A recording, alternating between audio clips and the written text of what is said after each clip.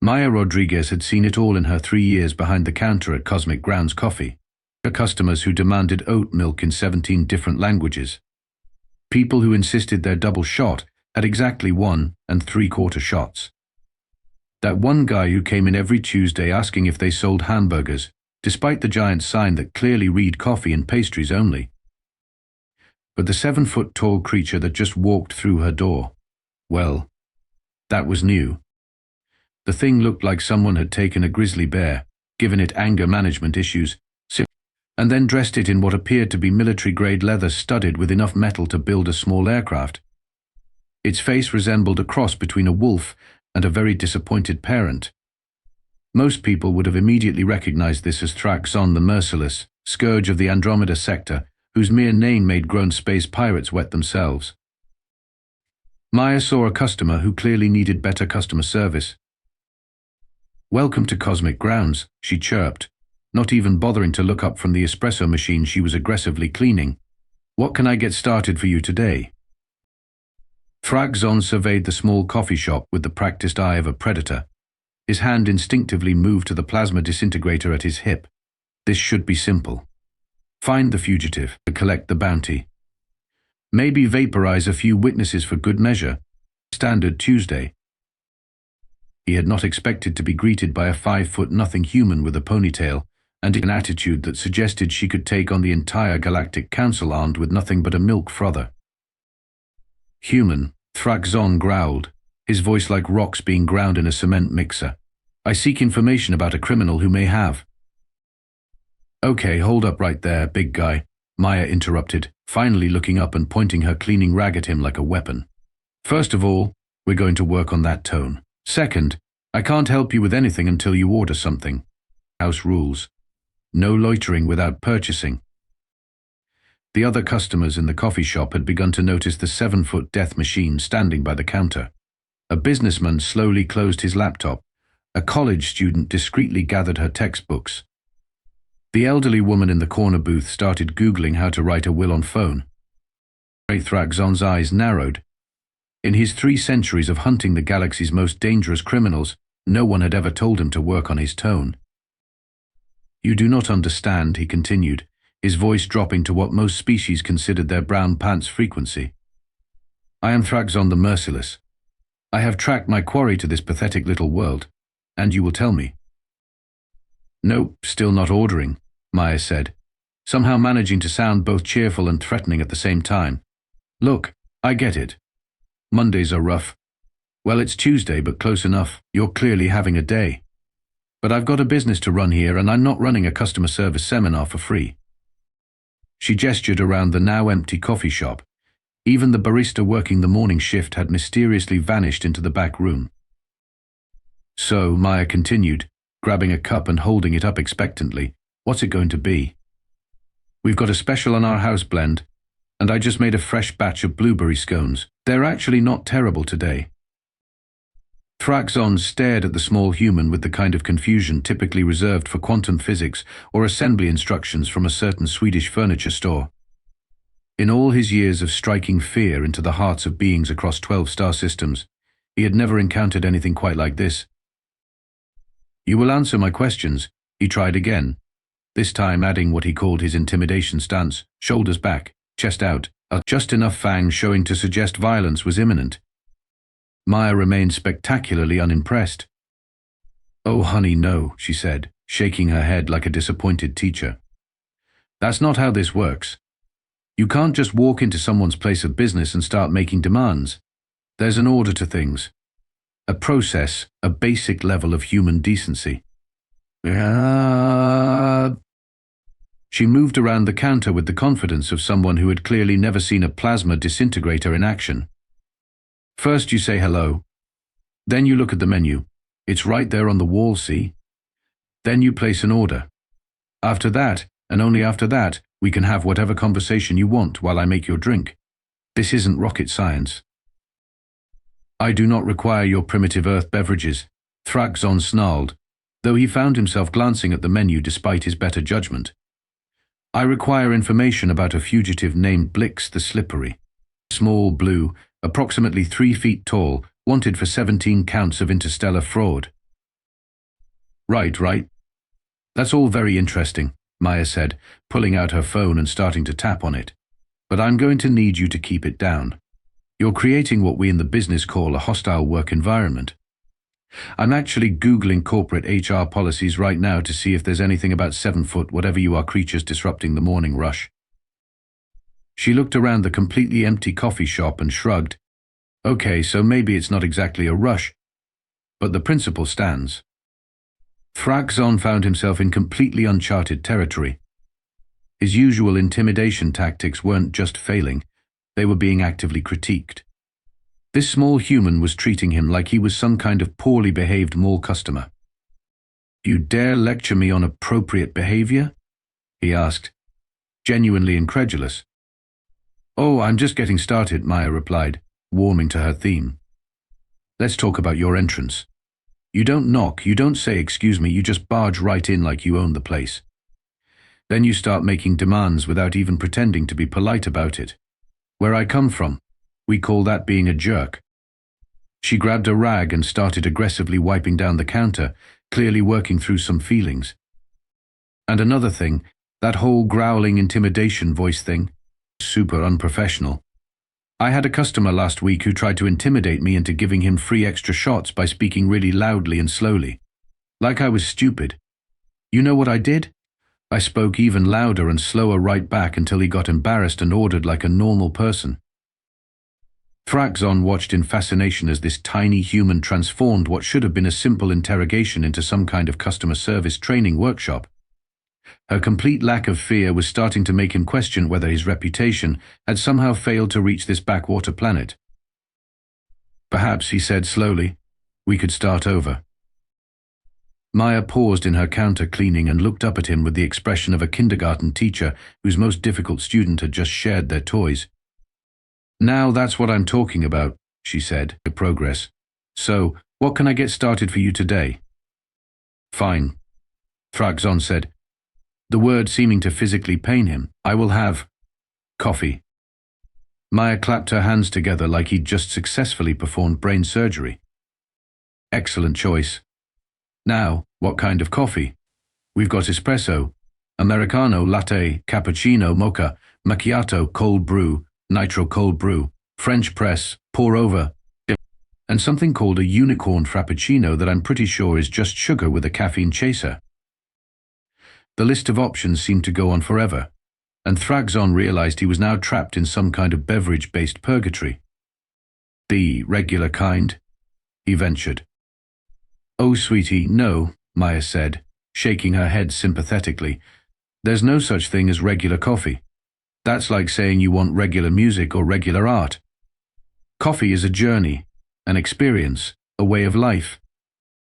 She started moving around behind the counter with the focused intensity of a surgeon, grabbing various pieces of equipment that looked more like laboratory instruments than anything related to food service.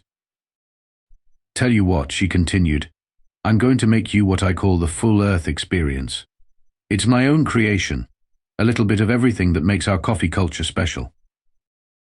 Thrakzon watched in growing bewilderment as Maya began what appeared to be an elaborate ritual involving grinding, steaming, frothing, and what looked suspiciously like interpretive dance. "So, while I work my magic here," she said, not pausing in her coffee preparation, "tell me about yourself. What do you do for work?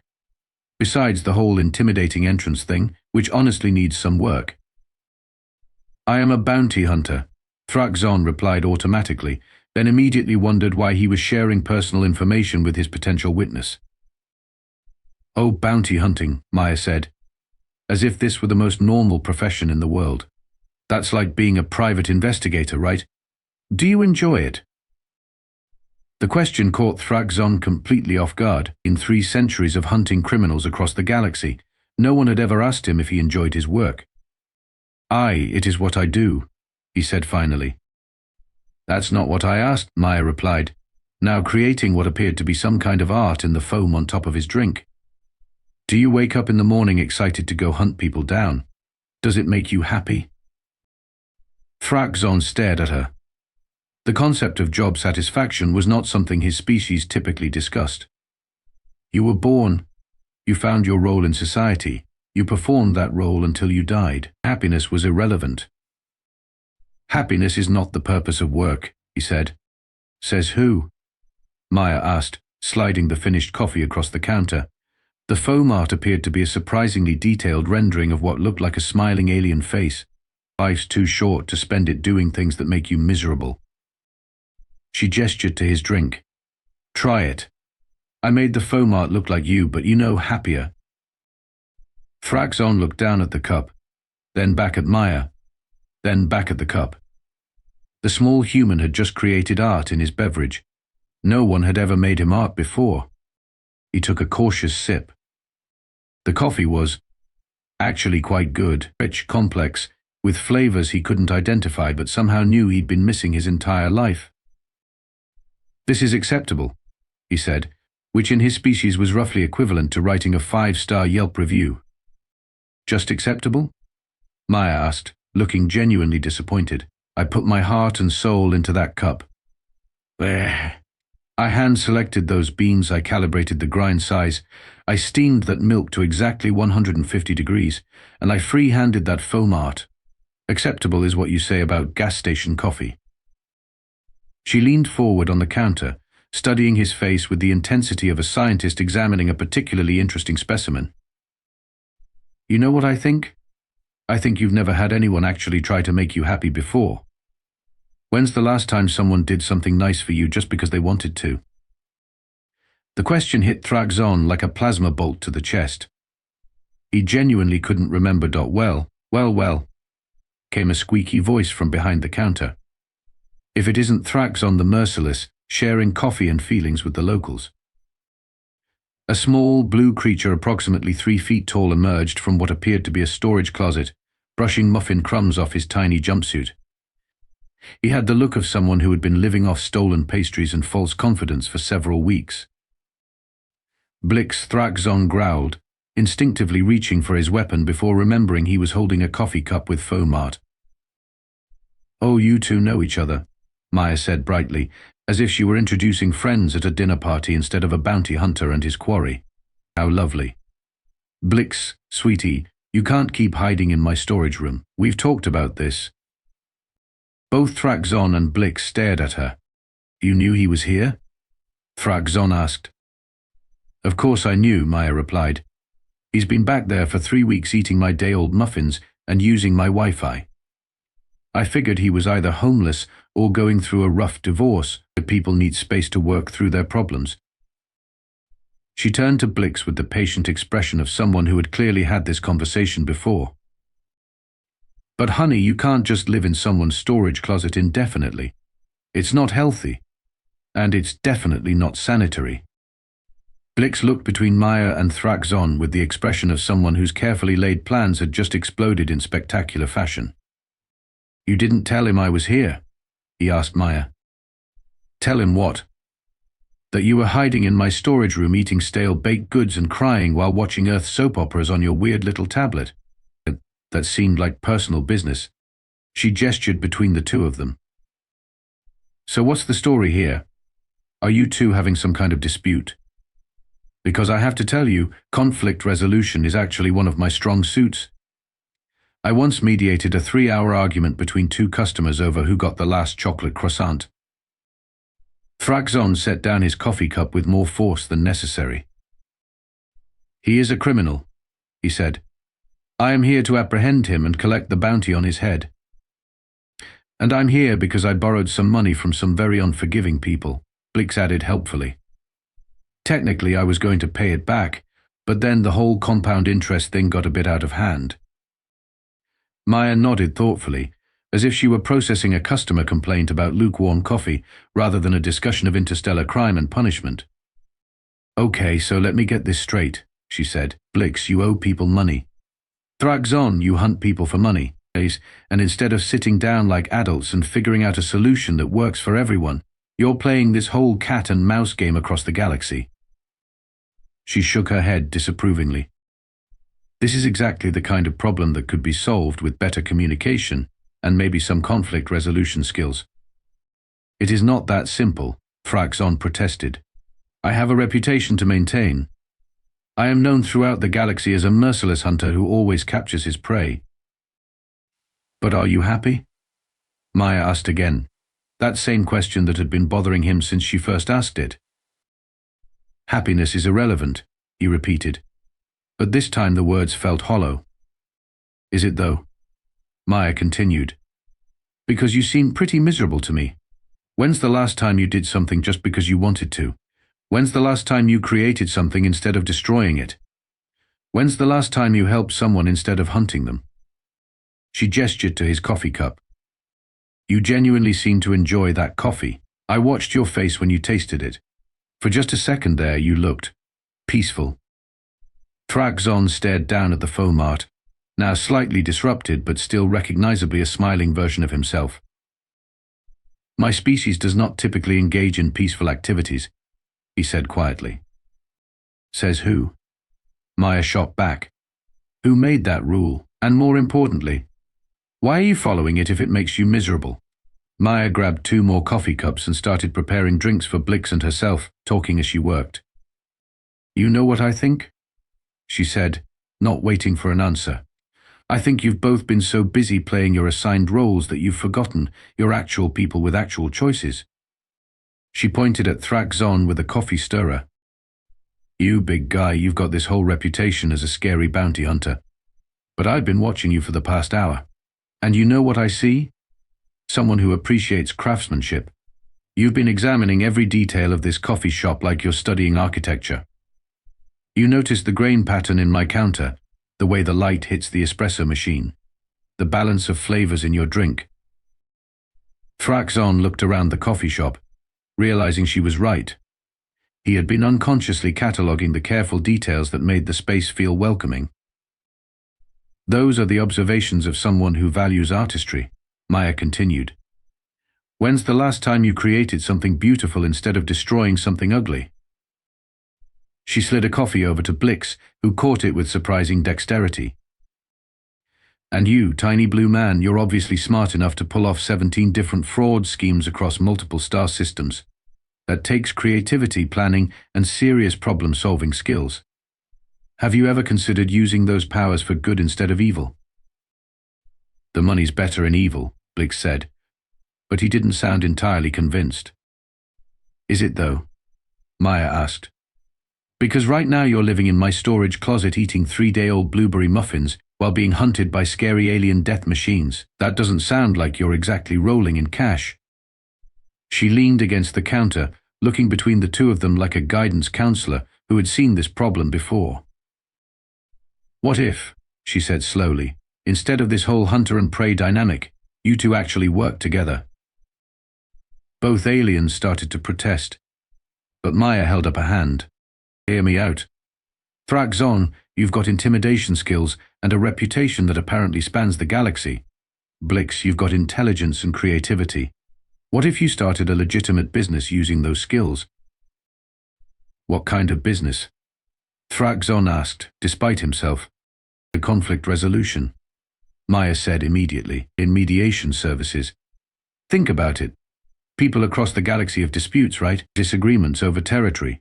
Trade agreements. Who gets custody of the family plasma cannon after a divorce? What they need is someone who can facilitate productive conversations.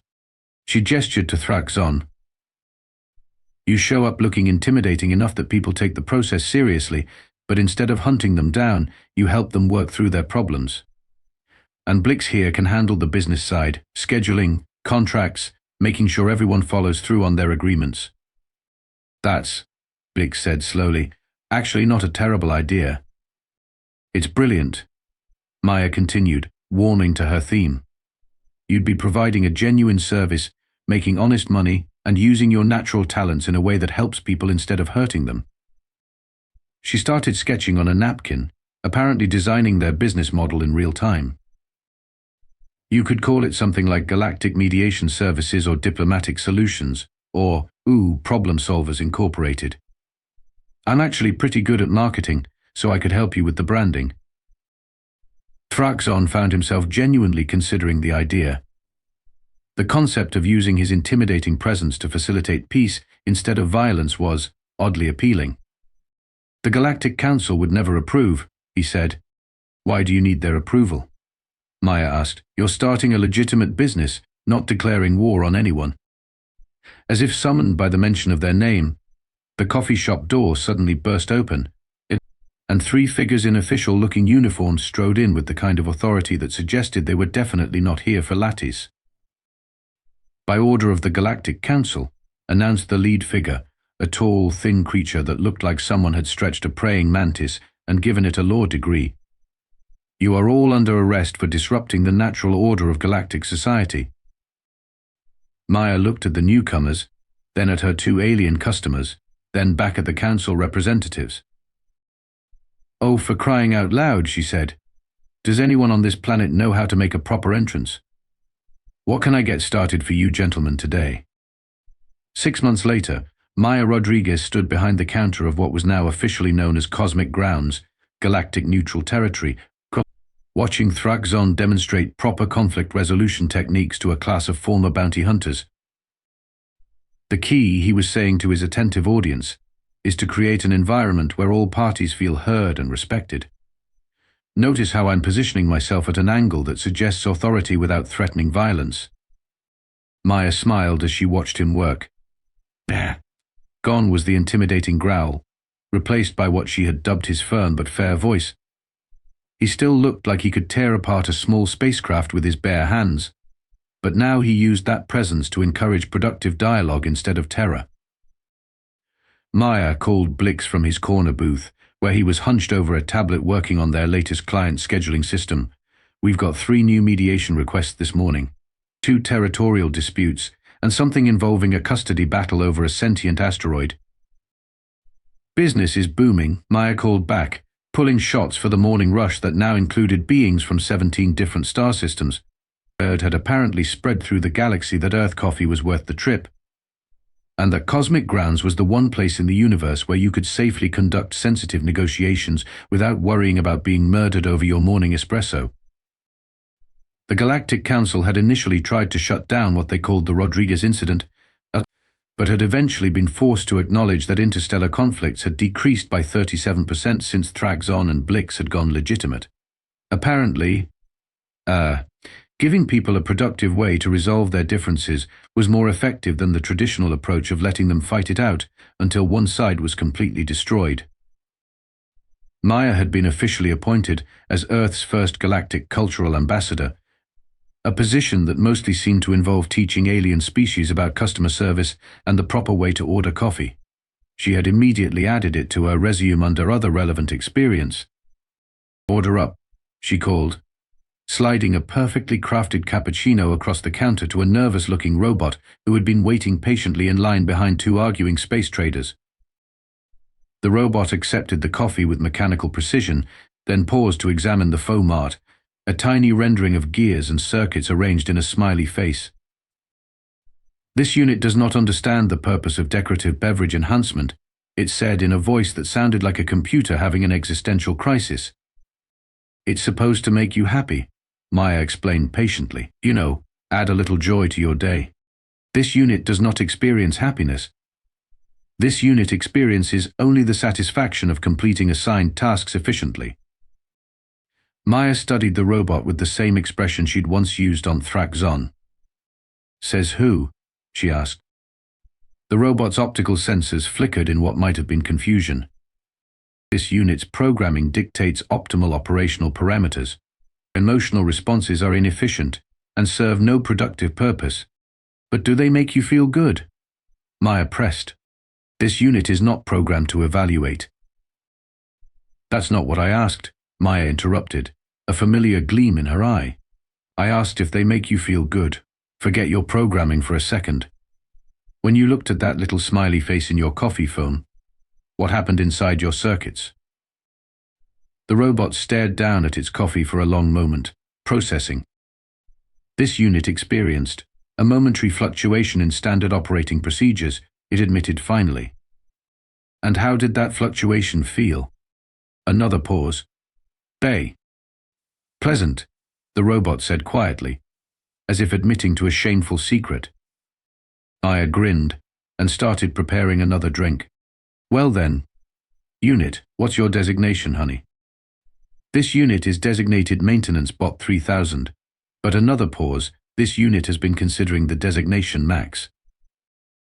Nice to meet you, Max, Maya said, sliding another coffee across the counter. This one's on the house. Consider it a welcome to having feelings gift.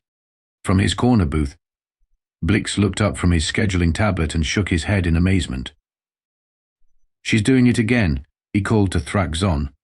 Indeed, Thraxon replied, pausing in his lesson to watch Maya work her inexplicable magic on yet another customer who had wandered into cosmic grounds expecting a simple transaction and was instead getting a life-changing philosophical awakening.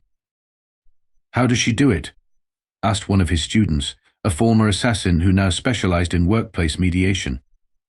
Thraxon considered the question seriously.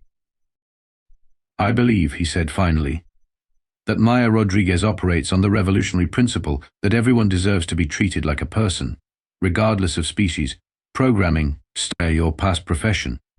She refuses to accept that anyone is irredeemably evil or incapable of change. He watched as Maya continued her conversation with Max, somehow managing to conduct impromptu therapy while simultaneously taking orders from the growing line of customers. Also, he added, she makes exceptionally good coffee. As if to prove his point, Maya looked up and caught his eye, then pointed to the espresso machine with a questioning expression. Thraxon nodded, and she immediately began preparing his usual afternoon drink, a complex creation she had dubbed the Peacemaker, which somehow managed to be both energizing and calming at the same time. Outside the coffee shop windows, the first snow of winter was beginning to fall on a planet that had accidentally become the diplomatic center of the galaxy. All because one small human had refused to be intimidated by a 7-foot alien death machine and had instead offered him a cup of coffee and a chance to be happy. Maya Rodriguez hummed quietly to herself as she worked, completely unaware that she had single-handedly reformed galactic civilization. She was too busy planning the phone art for her next customer to worry about little things like accidentally conquering the universe through aggressive customer service. After all, everyone deserved good coffee and a chance to be their best self, even robot overlords and reformed bounty hunters. Especially robot overlords and reformed bounty hunters.